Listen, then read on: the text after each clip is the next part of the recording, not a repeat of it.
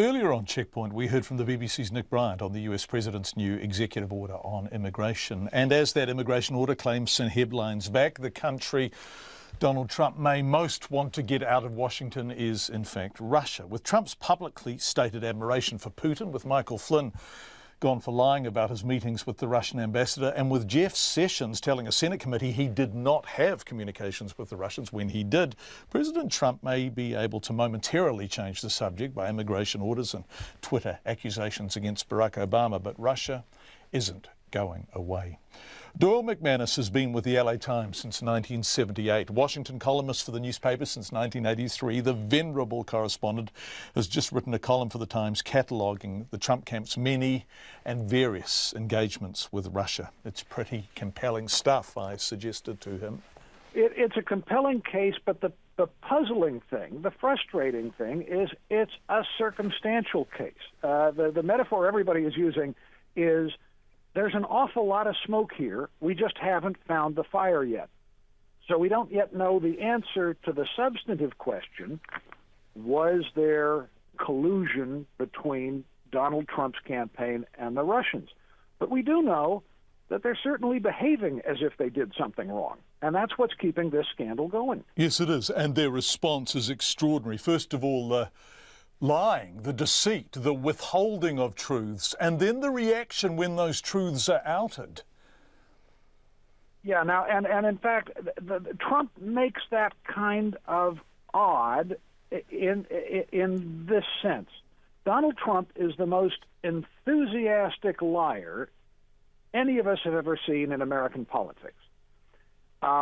He utters false statements and then contradicts himself the next day and doesn't seem to notice the difference. And in an odd way, that makes it harder to evaluate whether he is knowingly telling a lie or not. And what has gotten him into trouble, oddly enough, is not the false statements he's made, but the false statements the people around him have made, because they don't have the reputation for, being quite so free with the truth as Trump is. So when Michael Flynn, his national security advisor, said, no, I never met with any Russians, and then said, well, I did meet with the Russians, but I didn't talk with them about sanctions, and then it turned out he had, and then it turned out he had actually lied to the vice president of the United States about that.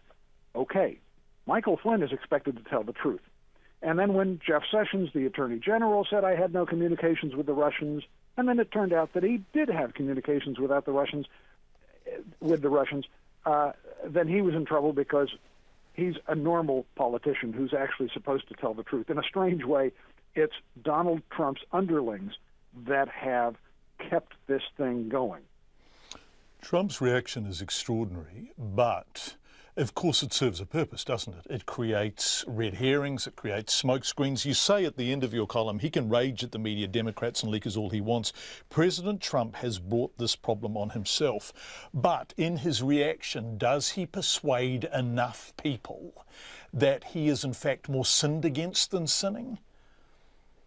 I don't believe he does. And in fact, I think there are two theories about Donald Trump's apparently erratic actions. One is that he's out of control and instinctive and visceral, and that this really isn't strategic.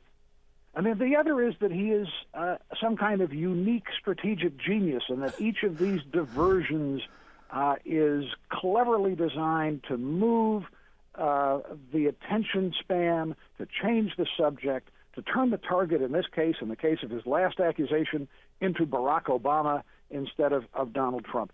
Actually, I think both of those things are true at the same time. I think there is both a gut-level, sort of visceral Donald Trump reaction and some strategy here, but I don't think it's going to work in the long run. I've been a reporter in Washington for 30 years, and I've covered a lot of scandals, and there's a point in each one where a politician's problem turns from being just another controversy, just another strange set of allegations, into a full-blown scandal that is going to dominate the news for months and months. And I think the last week we just went through was the turning point where a fairly large and complicated controversy turned into a full-fledged scandal. It's Doyle McManus, who has been the Washington correspondent, a columnist for the LA Times since 1983.